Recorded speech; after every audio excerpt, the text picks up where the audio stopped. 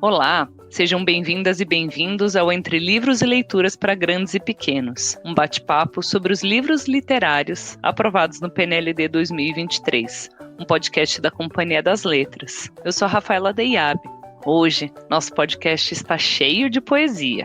Isso porque falaremos de Parla Palavra, Exercícios de Ser Criança e Chão de Peixes, livros que tratam a poesia de diferentes formas. Bora lá?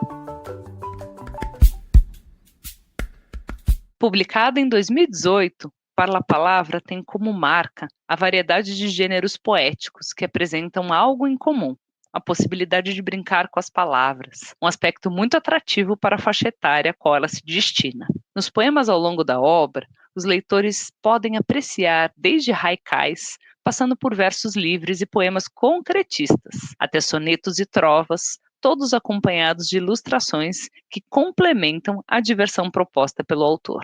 A proposta do autor Rogério Trentini é fazer um convite para todos os leitores adentrarem nos poemas, desvendando as brincadeiras propostas e encontrando novos significados. A ideia de usar a própria linguagem como inspiração para suas escritas, um exercício metalinguístico de enorme criatividade, é algo que o autor paulista já realizou em outros livros que escreveu. Rogério Trentini trabalha como revisor de textos e, segundo ele, essa profissão o ajudou a ampliar e tornar mais rico seu vocabulário. Esse livro foi ilustrado pelo Gustavo Duarte. Exercícios de Ser Criança é um livro de poemas de Manuel de Barros, poeta que dizia que a poesia é a virtude do inútil. É a inutilidade de seus livros uma característica típica das obras de arte e seus despropósitos que nos levam a sentir e reinventar o mundo. Em Exercícios de Ser Criança, Manuel de Barros nos apresenta 3 poemas que desvendam esse olhar infantil sobre o mundo. São textos em que o eu lírico mostra um certo encantamento com a maneira de conceber e imaginar a realidade característica da infância.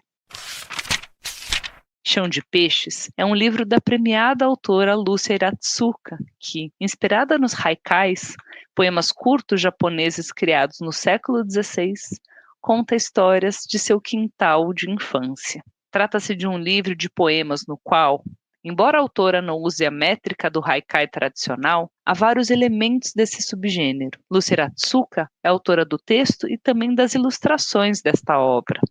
Para produzir suas imagens delicadas e leves, ela usa o sumie, uma técnica de pinceladas à base de carvão que surgiu na China e chegou ao Japão no século XIV. E aí, gostaram? Que tal ouvir um trechinho de cada um deles agora? Vamos lá? Para essa leitura, chamamos a atriz Suelen Ribeiro. Com todas as letras. Ontem escrevi com O e hoje escrevo com H. Se passar esse toró, amanhã será com A. Se viajar carrega um J, congestionamento um G. Para calçar uma bota, uso cedilha e B. Se não quero ouvir lorota, logo desligo a TV. Cozer escrevo com Z, quando eu quiser cozinhar, mas é com S cozer se tiver de costurar. Com H escrevo história, com F falo falsário, com V eu canto vitória, mas também não sou otário. Se me some da memória, procuro no dicionário. Caqui começa com C, que se liga bem no aqui. Dali começou com D, logo depois foi ali. Xícara me toma um X, com X eu jogo xadrez. Na noite passada eu fiz algo que você já fez. Xi, acordei avexado, xi, choveu aqui do lado. Com C e H tomo chá, mas também tomo uma chuva. Com L eu acho um lugar, ele cai como uma luva. Esta língua portuguesa nem é assim tão difícil. Se não tenho bem certeza como escrever dentifrício, escrevo pasta de dente, que é igual, mas diferente. Escrever certo é com C, mas se aprende com a prática. Esta começa com O e rima, olha, com gramática. E agora, que tal ouvir um pedacinho de Exercícios de Ser Criança, do poeta Manuel de Barros? Exercícios de Ser Criança. No aeroporto, o menino perguntou: E se o avião trupicar num passarinho? O pai ficou torto e não respondeu. O menino perguntou de novo. E se o avião trupicar num passarinho triste? A mãe teve ternuras e pensou: será que os absurdos não são as maiores virtudes da poesia? Será que os despropósitos não são mais carregados de poesia do que o bom senso? Ao sair do sufoco, o pai refletiu. Com certeza, a liberdade e a poesia a gente aprende com as crianças. E ficou sendo. O menino que carregava a água na peneira. Tem um livro sobre águas e meninos. Gostei mais de um menino que carregava água na peneira. A mãe disse que carregar água na peneira era o mesmo que roubar um vento e sair correndo com ele para mostrar aos irmãos. A mãe disse que era o mesmo que catar espinhos na água, o mesmo que criar peixes no bolso. O menino era ligado em despropósitos. Quis montar os alicerces de uma casa sobre orvalhos. A mãe reparou que o menino gostava mais do vazio do que do cheio. Falava que os vazios são maiores e até infinitos. Com o tempo, aquele menino que era cismado e esquisito porque gostava de carregar água na peneira, com o tempo, descobriu que escrever seria o mesmo que carregar água na peneira. No escrever, o menino viu que era capaz de ser noviça, monge ou mendigo, ao mesmo tempo.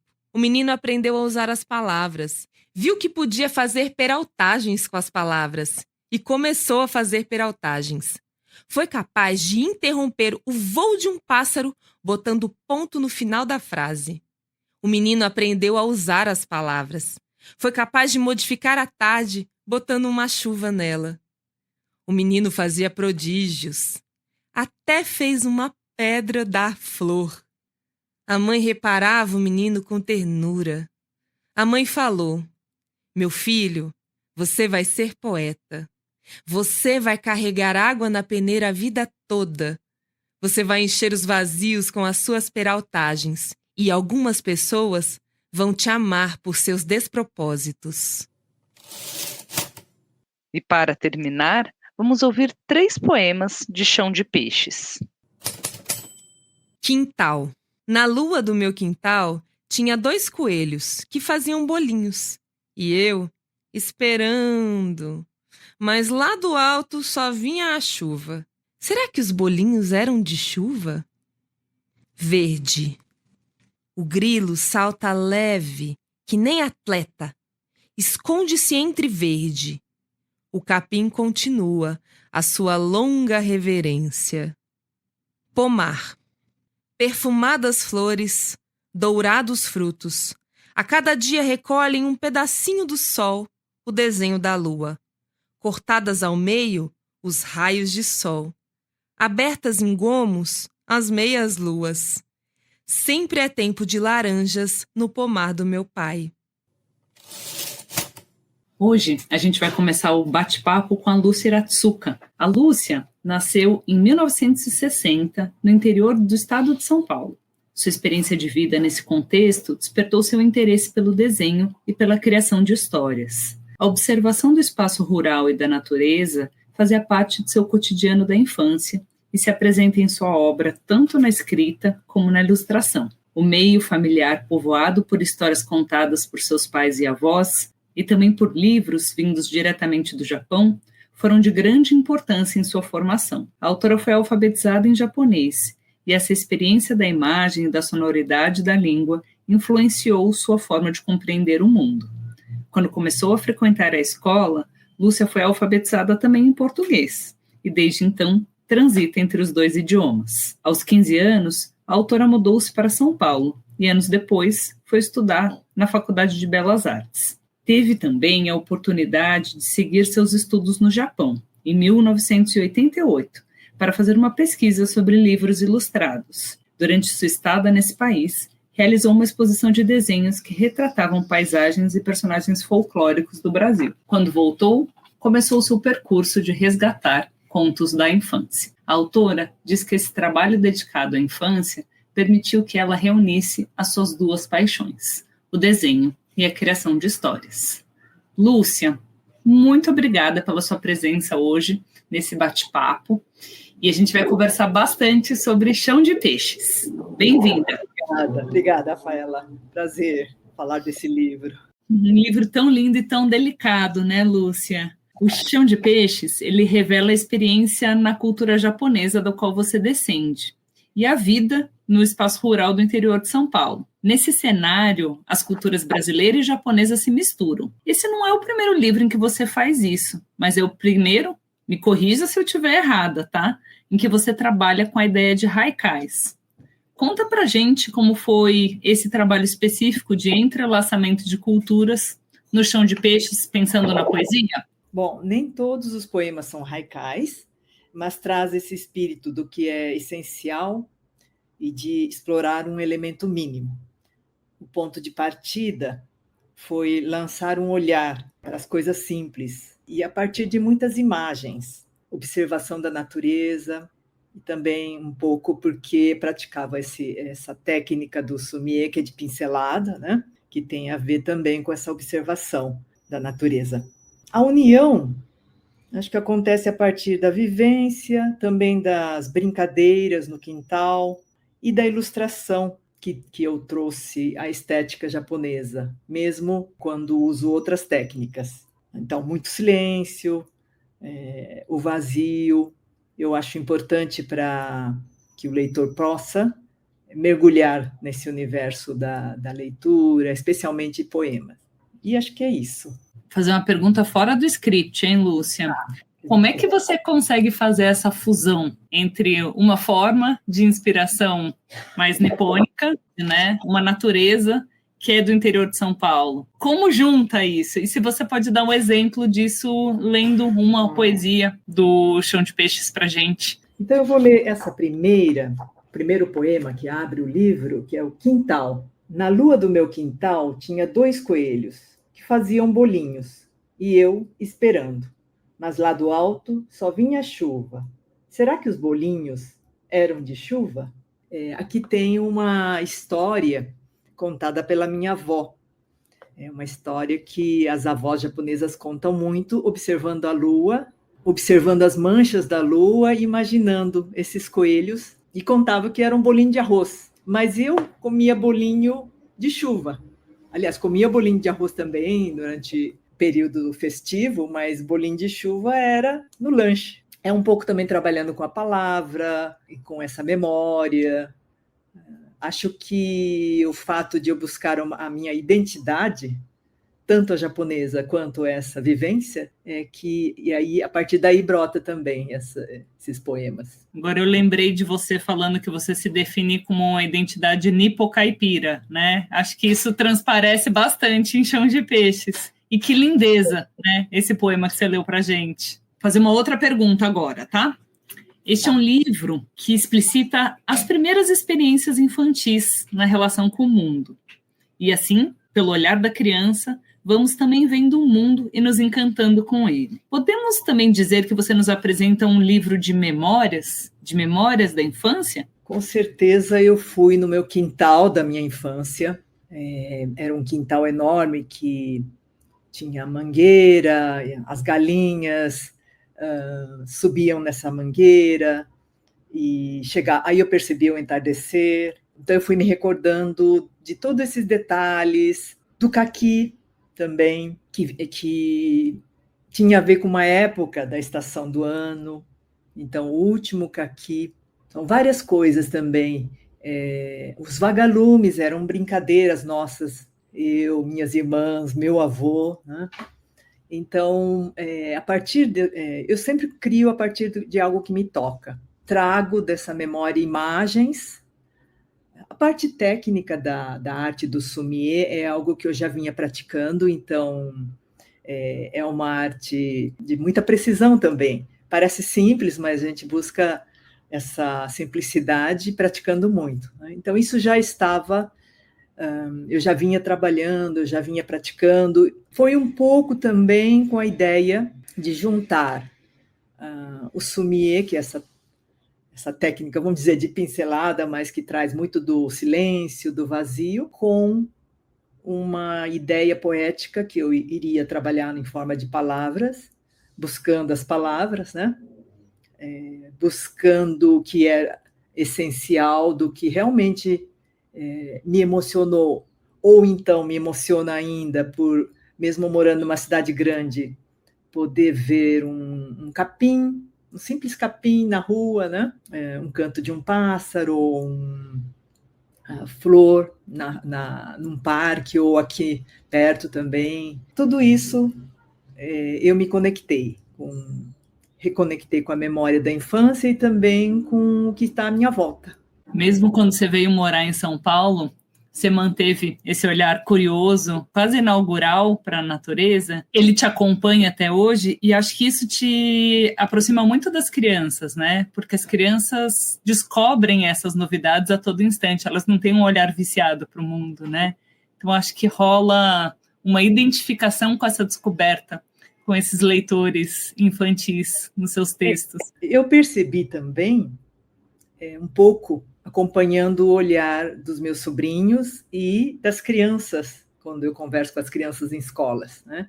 Que como nós estamos conectados com essa magia da infância. Então, a curiosidade ao olhar um caracol, o caminho do caracol, o som da chuva, e eu pensei assim muito também como as crianças, dando uma oportunidade, elas já têm isso dentro de si, né? Esse olhar atento.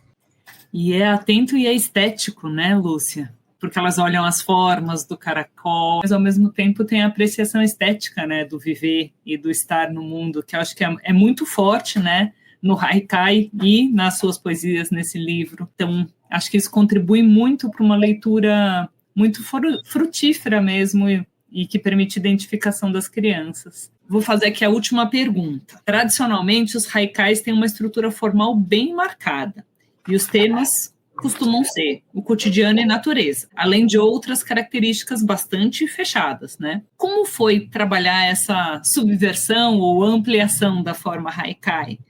Como você foi entrando e encontrando esse tom para os leitores brasileiros?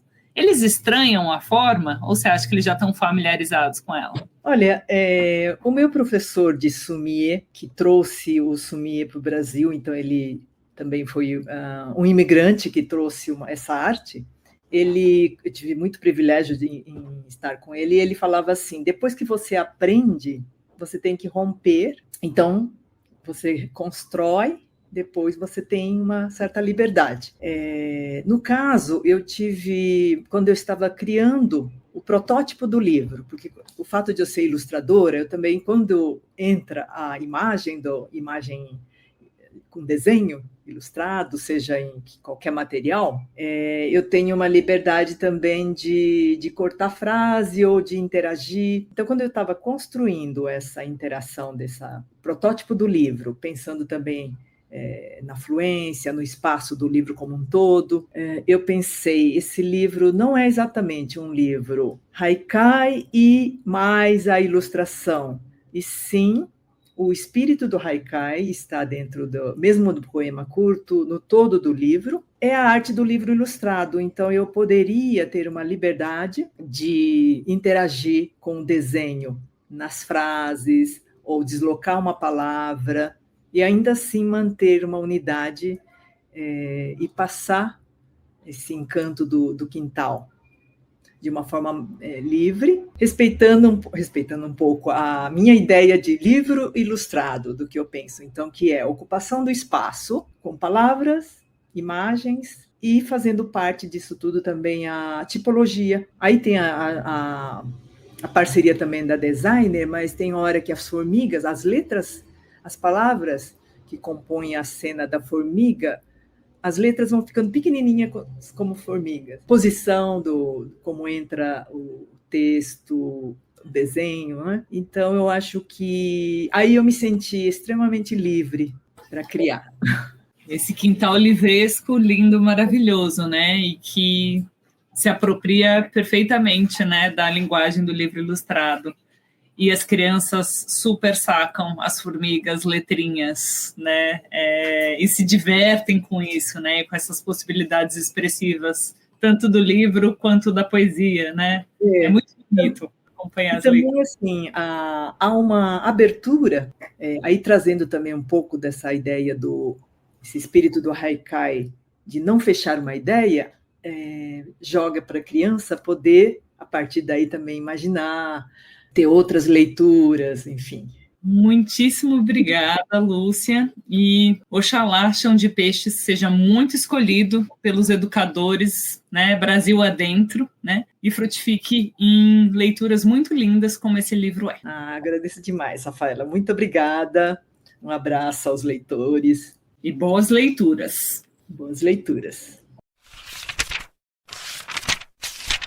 E agora vamos conversar com Rogério Trentini. Rogério Trentini nasceu em 1975. Ele trabalha como revisor de textos e, segundo ele, essa profissão o ajudou a ampliar e tornar mais rico seu vocabulário. Em uma entrevista, ele relata seu interesse pelo vasto universo de palavras e da linguagem.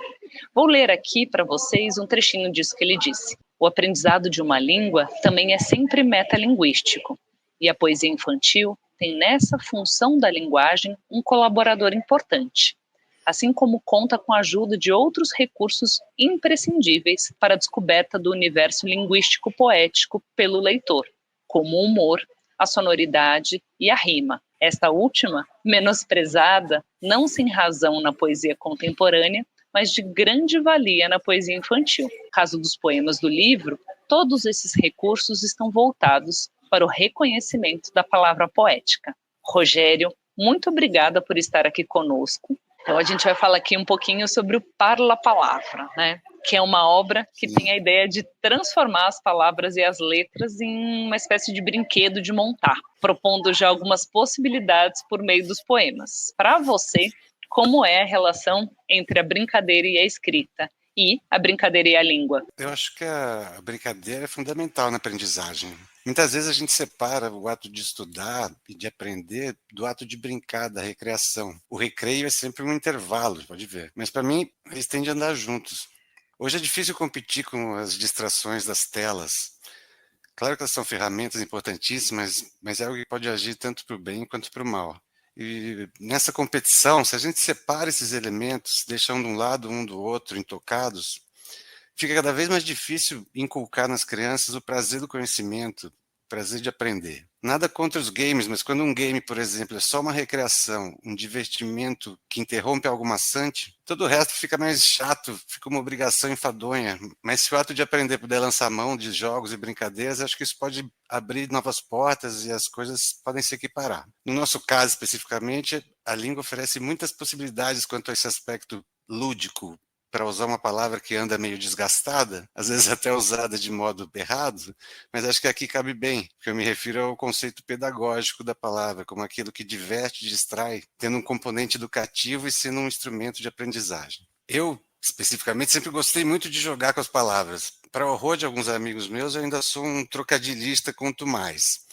E quanto mais eu faço trocadilhos, mais eles se irritam. Aliás, desculpem por isso, pessoal. Eu discordo totalmente de uma certa demonização desse recurso, como se ele fosse menor. A palavra trocadilho, pode reparar, vem sempre ladeada do adjetivo infame. É uma má fama que vem de longe e que para mim é injustificada. O bom é que eu não estou sozinho nessa. O Milor, para citar um exemplo excelso, era um defensor e usuário dessa figura. Até mesmo o Paulo Ronay, que escreveu um livro delicioso de ensaios que chama Como Aprendi o Português e Outras Aventuras, e nele tem um texto chamado Defesa e Ilustração do Trocadilho. Lá o Ronay cita diversos autores, de Platão a Shakespeare, sei lá, de Cícero a Balzac, cita até a Bíblia com Pedro, tu és pedra, ou algo assim, sem falar em Joyce ou Guimarães. E nesse ensaio, ele diz que um elemento essencial do trocadilho é a impossibilidade ou a grande dificuldade de traduzi-lo para outro idioma. E daí é possível perceber a importância que ele pode ter no processo de aprendizagem de uma língua. Na essência, como você disse, a palavra se torna de fato um brinquedo de montar, e que contém algo único. Mas não é só de trocadilhos que são feitas brincadeiras, né? São repetições, assonâncias, aliterações, parlendas, adivinhas, troca de significados. Todos esses recursos que eu usei no livro são todos eles devem ser usados para instigar a criança, para fixar conceitos, para estimular a criatividade, enfim, reforçar o aprendizado da língua por meio desses jogos todos. É muito mais fácil e prazeroso aprender brincando, e que seja com palavras também. Estava aqui me segurando para as gargalhadas não interromperem a sua fala. E eu não sabia que era trocadilhista. Eu sempre falava trocadilheiro. É dicionarizado isso ou não? Preciso pesquisar, mas acho Ou que é tanto o criação? trocadilhista quanto o trocadilheiros ensejam bons trocadilhos, eu acho. Rogério, a gente se diverte muito lendo esse livro e todos os seus livros, né? Eu queria saber se você se diverte escrevendo, assim, porque para mim é tão engraçado que a gente fica imaginando você dando risada enquanto está lá escrevendo na frente do computador ou à mão. Conta um pouquinho desse processo e de como o lúdico é para você. Sinto trazer uma notícia ruim, mas eu não me divirto muito escrevendo. Claro, quando você vê o resultado e encontra um xiste palavroso, uma piada que soe bem, que possa funcionar, claro que é muito prazeroso, que é engraçado. Mas durante o processo é uma coisa mais agônica mesmo. Mesmo que seja leve assim, escrevendo para criança. Eu nunca me divirto muito. Prefiro depois do livro impresso. E depois de pronto você consegue dar risada das próprias piadas, trocadilhos e parlendas criadas? Acho que eu rio mais da minha própria cara do que eu produzi mesmo, né? Prefiro rir junto com as pessoas do que eu produzi e rir de mim também, que é uma boa, né? Perfeito, perfeito. Tem um senso de humor aí muito fino e que chega no texto. Não, ele encontra esse caminho, viu? Tenho certeza que esse texto, esse livro, se for escolhido, né, escolas Brasil adentro e afora, que vai gerar muitas risadas e muitas leituras engajadas por parte dos estudantes. Tomara que sim, um dos objetivos assim, claro que o principal objetivo é o didatismo, não exatamente o didatismo, mas trazer a importância das palavras, do aprendizado do idioma de uma forma engraçada, mas um dos objetivos é, claro, fazer as pessoas rirem, né? Que também é importante. Se as crianças rirem, eu já me dou por contente também. E pensando aqui no significado da palavra parla, né? Que em italiano significa falar. Vemos que essa é a grande proposta do livro, né? Brincar de fazer as palavras falarem. E aos poucos o leitor vai descobrindo as inúmeras possibilidades de leitura, né? Assim, no seu livro, os versos, as estrofes e os poemas são todos convites, né, para uma interação viva com a língua. Como foi esse processo de criação do livro, né? Você imagina esse leitor ativo? Você faz pré-teste com outros leitores? Como é que se dá? Eu imagino, mais do que pré-testes. Tem alguns amigos ou filhos de amigos, que também são meus amigos, que me ajudam bastante. Mas eu fico mais na imaginação. Engraçado que você falou de parlar e falar em italiano, mas em português a palavra existe igualmente e está dicionarizada. Não sei se é o caso de trocadilhista, mas parlar está dicionarizada. Só que ela ganhou um significado mais específico, que pode ser tanto falar muito, falar excessivamente, quanto conversar sobre qualquer assunto. E é o mesmo que parolar. Conversa fiada, gente, é parlar em português? Isso, um dos sentidos é conversa fiada, mas ao menos no nosso caso eu espero que não seja, né? O próprio título, Parla Palavra, é um jogo de palavras ou de letras, né? No texto da quarta capa, por exemplo, eu digo que imaginei que a palavra parlava, bastava trocar o R de lugar. E, aliás, agora me ocorre que o próprio R também pode comportar uma brincadeira, né? Que ela é tanto o nome da letra quanto uma forma do verbo errar. Então, eu vou anotar isso para usar no Parla Palavra 2 agora, com licença. Perfeito. Não perca essa inspiração. Não. Mas voltando à pergunta do processo de criação, ele partiu justamente daquilo que eu falei antes, de tentar usar essas várias possibilidades que o uso da palavra comporta para estimular a interação com a língua. De mostrar que as palavras e as letras são elásticas, que elas são criaturas vivas, moldáveis, que estão ao nosso serviço. E que muitos desses significados podem estar escondidos na concretude, no som, no sentido delas. A ideia também foi incentivar os leitores a criarem suas próprias brincadeiras com elas, né? E a partir daí eles perceberem a riqueza que tem em mãos ou na língua, tudo acompanhado pelo prazer do jogo. As crianças têm essa capacidade de transformar qualquer coisa em brincadeira, né? E, para terminar, igual a resposta anterior, que seja com palavra também. E esse livro, eu brinco que é quase um tratado sobre a diversidade da forma poética, né? A gente tem soneto, a gente tem adivinha, a gente tem poesia concreta. Estou aqui lembrando de memória, né? Pode complementar. Você disse soneto, adivinhas, tem haikais, tem limeriques, tem trovas, tem versos livres. Acho que essa diversidade do mundo das palavras ou da abrangência do aprendizado do idioma está simbolizado também na diversidade das formas de poemas que estão dispostos no livro, né? Tem bastante coisa diferente ali, falando de um mesmo tema, mas de formas diferentes também. E da onde vem esse seu contato com a poesia que te permite esse exercício em tantas formas poéticas, né? E como esse contato fez de você o escritor que você é hoje, além de trocadilheiro ou trocadilhista, alguém que escreve poesia. Confesso que enquanto eu falava aqui, devo ter errado alguma coisa, porque eu procurei no Volpe, realmente é trocadilhista, não existe trocadileiro, pelo menos não existe, não está registrado, o que temos é trocadilhista, então eu acertei pelo menos essa, ia ficar feio um revisor errar a palavra, então eu tinha razão pelo menos.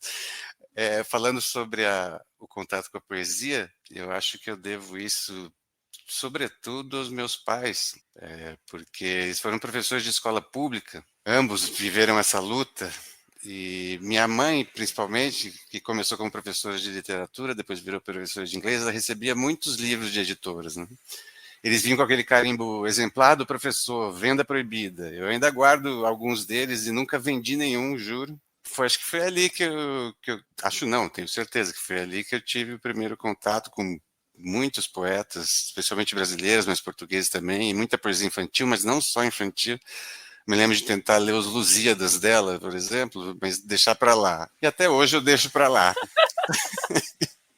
Além disso, eu e meu irmão mais velho, a gente era quase da mesma idade, e meus pais tinham aula à noite, e minha avó ficava cuidando da gente ali. Para a pobrezinha não sofrer muito com os dois bagunceiros, minha mãe, antes da aula, sempre trazia uma publicação, um presente, assim, que era um livro novo, ou uma história em quadrinho, ou uma revista infantil, que nem a antiga Recreio, que era cheia de passatempos, muitos deles relacionados à palavra. Então, acho que ali a literatura, a poesia, as brincadeiras com as palavras estiveram sempre presentes nessa iniciação ao idioma.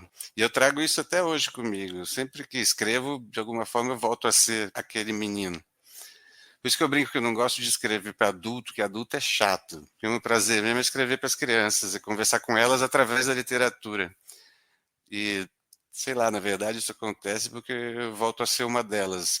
Eu volto a jogar, volto a brincar, brincadeira preferida com as palavras de novo. Eu falo que aqui a gente faz livros para crianças de todas as idades, né? Porque é justamente isso, né? Os livros bons, né? Eles conversam com essa dimensão da infância que nos habita, né? E nos acompanha durante toda a vida. Então, eu não acredito muito nesse estabelecimento das idades do público-alvo de um livro por idade. Porque, claro, há livros adultos que você não vai discriminar uma criança, mas livros infantis, por exemplo, servem a todo mundo. Eu ainda compro o livro infantil para mim. Depois eu dou de presente para algum filho de amigo, mas a princípio é para mim, é o que leio. Espero que eu até acredito que o Palavra se inclua nesse conjunto. Eu disputo e divido os livros com a minha filha. Às vezes ela pergunta, esse é meu, mamãe? Eu falo, não, é nosso. É Justo, nosso. é nosso. É de todo mundo. Rogério, queria agradecer demais pela sua disponibilidade e por esse papo. E oxalá as crianças de todas as idades, né, de todo o Brasil, tenham a oportunidade e o prazer, né, de brincar lendo Parla Palavra. Oxalá, Rafaela, eu que agradeço muitíssimo mesmo, e precisando podem contar comigo, foi um prazer. Prazer e até a próxima. Até a próxima. Chegamos à segunda parte do nosso bate-papo. Hoje convidamos Sandra Medrano para participar dele. Sandra Medrano é pedagoga, mestre em educação pela USP e especialista em literatura para crianças e jovens pela Universidade Autônoma de Barcelona. Atualmente, é coordenadora pedagógica da Biblioteca do Colégio Santa Cruz, aqui em São Paulo, e da área de leitura da comunidade educativa SEDAC. A comunidade educativa SEDAC que fez os materiais de apoio aos educadores desse PNLD 2023. E a Sandra estava coordenando, né, esses trabalhos. Ela também é professora do curso de pós-graduação de livros e literatura para crianças e jovens do Instituto Veracruz. Bem-vinda, Sandra. Obrigada, Rafa. Bom, muita poesia hoje, hein?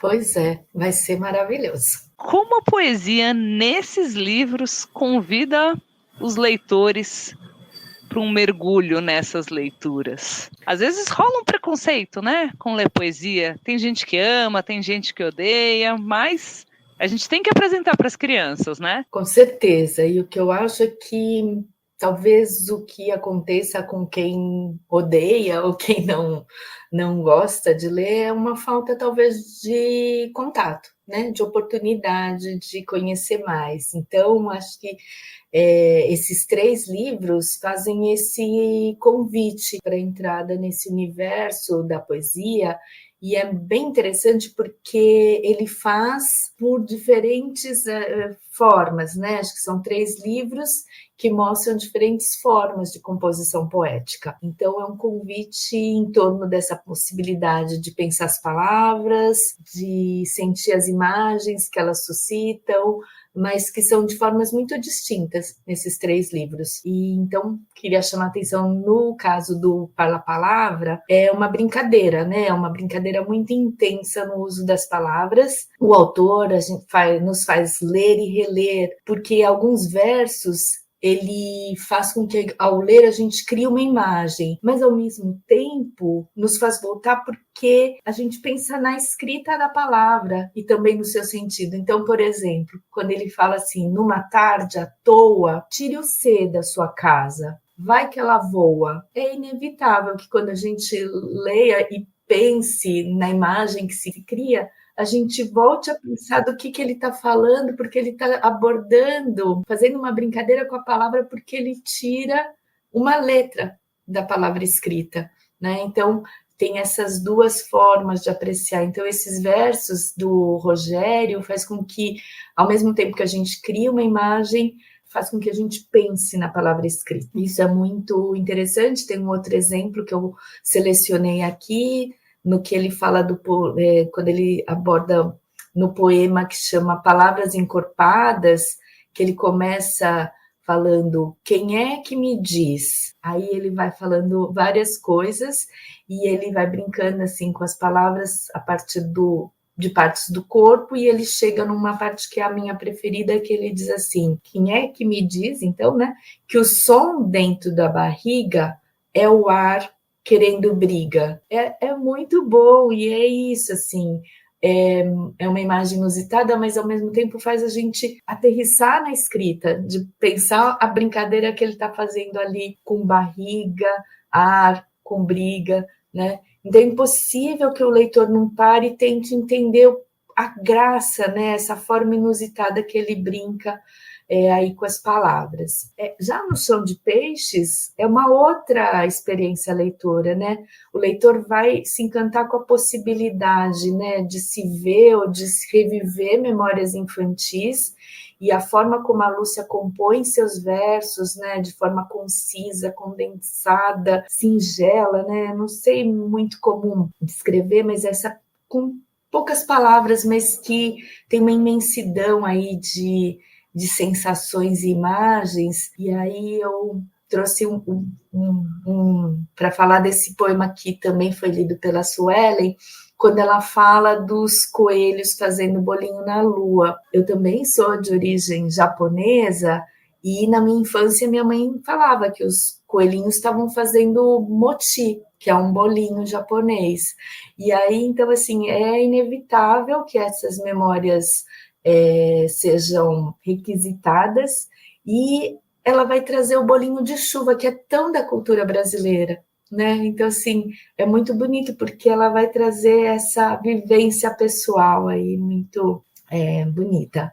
Outro convite para apreciação do leitor nesse livro da Lúcia é a composição das palavras e das imagens, né? Como você falou no início dessa obra, ela tem essa concisão, essa simplicidade, tem essa técnica, né, que é inspirada nesse tipo de poema, que são os haikais, e nessas imagens que são criadas por essa técnica do Sumier, que também preza por essa simplicidade, que é esse único movimento, né, que é delicado e que tem tanto espaço em branco, e acho que essa obra, nessa composição, explora muito o espaço em branco exatamente para concentrar a atenção no que é essencial. Acho que isso dialoga muito com o poema da Lúcia.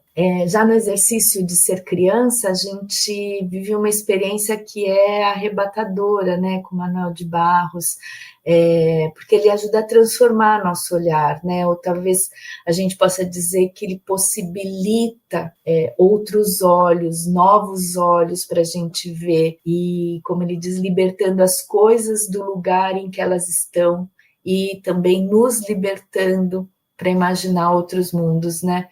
Acho que, como os outros dois, ele também permite esse retorno às memórias da infância, e, ao mesmo tempo, com essas brincadeiras de palavras e essa criação de imagem, no que ele fala desse encantamento com os despropósitos, né? Assim, é bonito falar, porque está ligado a essa ideia da inutilidade da arte, né? Desses despropósitos que podem ser criados pelas palavras. E aí eu selecionei também alguns versos que eu acho que representam bem isso. Eu acho encantador a gente ler assim: o avião tropicar num passarinho, ou que alguém carrega água na peneira, né? Que isso já se tornou, até a gente usa esse termo para falar de algumas situações. Ou ainda acho linda essa imagem da possibilidade de montar o alicerce de uma casa sobre orvalhos, né? São coisas tão opostas e ao mesmo tempo tão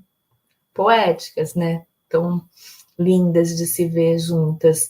Então é fantástico esse exercício, né, que ele faz da gente se aproximar do exercício de ser criança, porque a poesia é muito próxima, né, das crianças, e traz esse olhar sempre novo para ver uma coisa que está ali, né? Então são livros de poemas muito importantes para essa construção desse repertório. Você mencionou, né, que tem algo muito próximo dos universos da infância nesses 3 livros, né? Como essa infância aparece nessas obras? Tem essa coisa que é muito comum, né, no Parla Palavra, e é muito comum nas crianças, na verdade, sobre brincar com as palavras, né? Inventar uma palavra a partir de outra, pensar na palavra que mora dentro da palavra, ou pensar numa composição da palavra que cria uma imagem. Enfim, acho que o Rogério traz muito esse universo. Acho que a Lúcia, ela traz essa coisa dessa relação que as crianças têm, acho que é muito da vivência da própria Lúcia, como ela diz, dessa coisa da criança com a natureza, né? Então, o Chão de Peixes é muito dessa vida nesse meio natural, nessa coisa ligada mesmo das crianças e desse encantamento que as crianças têm com a natureza, e de olhar como é o capim, como o pulo-grilo, enfim. E acho que o Manuel de Barros é essa coisa maravilhosa dele criar metáforas e criar imagens inusitadas, e, como ele diz, não serve para nada, mas serve para tudo, né? Porque abre um universo de possibilidades da gente pensar as representações do que é cotidiano, né?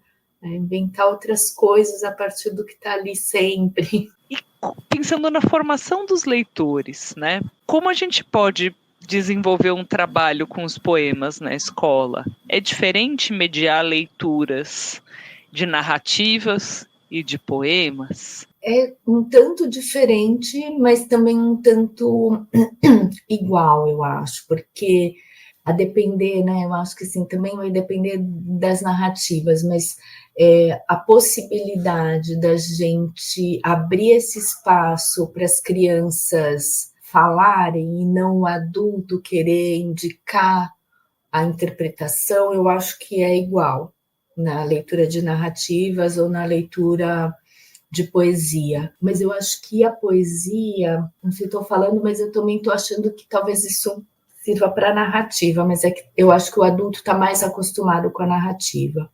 O que eu acho que muito importante o professor ou o adulto que for mediar essa leitura, ter essa aproximação, né, essa intimidade, vamos dizer assim, com a linguagem, com a forma, para proporcionar esse encantamento, porque eu acho que a poesia, talvez nesse caso mais do que a narrativa, ele subverte, né? Ele traz uma outra forma. Então, o professor precisa ter uma certa intimidade, talvez, e um preparo para poder apreciar de uma forma, também ajudar as crianças nesse percurso a apreciar aquela poesia, mas ao mesmo tempo também ter essa abertura, porque é muito comum, principalmente em livros com essa qualidade, que as crianças consigam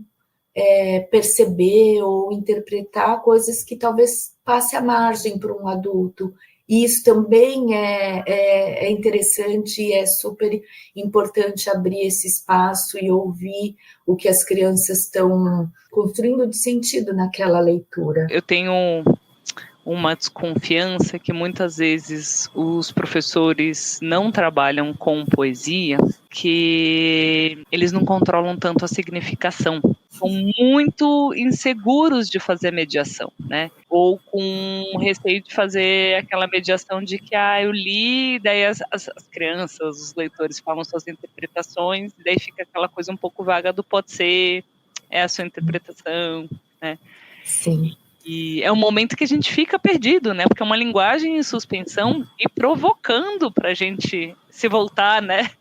Para essa linguagem com novos olhos, né? Acho que sim, e eu acho que a gente reproduz, na verdade, uma coisa que os próprios professores acabam não tendo essa liberdade de fazer isso, essa segurança, como você traz, porque também não pôde viver no seu percurso formativo como leitor essa oportunidade, né? É muito comum a gente, quando vai em formação, ver que assim, a leitura de poema aparece muito pouco no currículo escolar, ou mesmo no percurso leitor, né, dos professores. Então, acho que essa intimidade com a leitura vem de uma precariedade que a gente também não enfrentou na formação, né, dos profissionais que hoje estão responsáveis pela formação leitora das crianças. Mas eu fico pensando, quando você coloca dessa coisa aberta, que é a poesia, e que também me remete, quando a gente fala em narrativa, de histórias com finais abertos.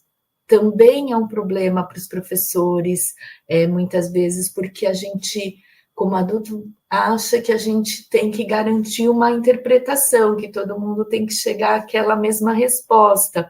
E o que a gente discute muito quando a gente fala de literatura, de bons livros, não é um vale tudo, toda interpretação é possível, as interpretações precisam estar fundamentadas no que traz no livro, mas muitas vezes ele abre para uma possibilidade de diferentes interpretações, né? E é importante a gente ter espaço para as crianças vivenciarem isso, argumentando sobre que interpretação ela faz, né? E não necessariamente ter que todo mundo chegar a uma mesma resposta, a uma mesma compreensão, né? Ou da poesia ou de uma narrativa. Acho que isso é parte dessa formação leitora. Como esses livros apresentam o gênero poético? A gente já comentou como se expressa a poesia e características de cada um deles, mas a gente não caminhou nessa discussão aqui um pouco para pergunta quase existencial e infinita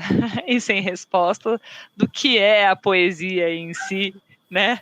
E como ela tá, né, nesses 3 livros. Eu juro que é a última pergunta, por isso que é mais desafiadora. Acho que uma coisa que me faz muito pensar de novo, e acho que eu já falei isso em outros episódios, é da importância da garantia da diversidade, né? Então, pensar que o gênero poético ele possui muitos subgêneros e a importância disso fazer parte do repertório das crianças e desse acervo que as crianças vão poder ter acesso nesse percurso formativo. Então, acho que essas 3 obras apresentam de formas diferentes esse universo de composição poética. Acho que o Parla Palavra, né, ele traz essa coisa que eu comentei, dessa brincadeira com as palavras, mas ao mesmo tempo ele tem ali uma diversidade de repertório que talvez permita as crianças exercitarem, não sei se essa é a melhor palavra, mas vivenciarem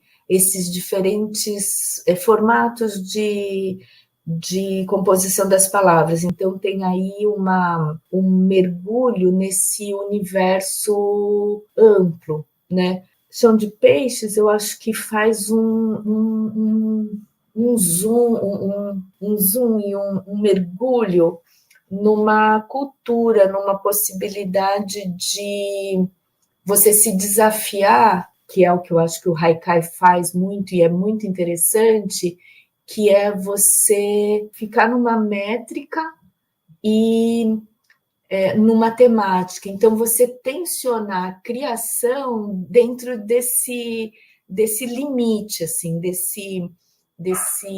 dessas fronteiras muito bem marcadas, né? E acho que a Lúcia mostra muito isso e que leva muito a pensar e a conhecer, acho que uma cultura, acho que tem muito a ver também com a cultura oriental. Então, acho que fazer essa relação dessa forma, acho que faz sentido quando a gente pensa nos haikais, no sumie. E acho que o exercício de ser criança, ele apresenta essa outra forma que eu acho que é da escrita poética, e aí eu acho que é uma coisa muito boa, não acho que ele precise estar a serviço disso, mas uma coisa que eu acho que contribui muito a romper com uma ideia muito comum de que poesia tem rima. Isso é muito comum, as pessoas, no geral, achar que para ser poesia tem que rimar, né, nos diferentes versos, as últimas palavras, enfim. Então, acho que os poemas do Manuel de Barros permitem isso, mostrar essa liberdade na composição, mas, ao mesmo tempo, essa fidelidade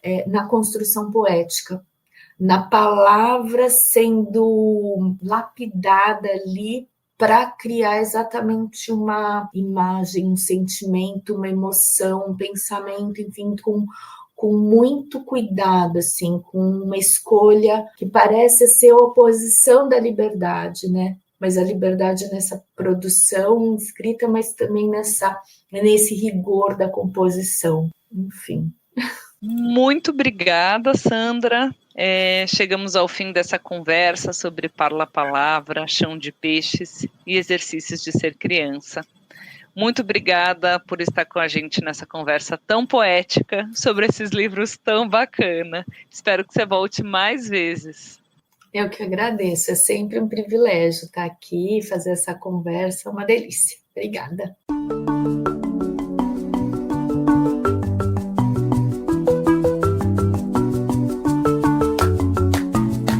O Entre Livros e Leituras para Grandes e Pequenos, um bate-papo sobre os livros literários aprovados no PNLD 2023, é um podcast da Companhia das Letras, focado em literatura infanto-juvenil. A todas as pessoas que estiveram com a gente hoje, muito obrigada. E você, gostou desse episódio? Então segue a gente no seu tocador favorito. E se você nos der 5 estrelas, podemos atingir um público de leitoras e leitores cada vez maior. Então corre lá e ajuda a gente. Nos encontramos em breve em novas leituras.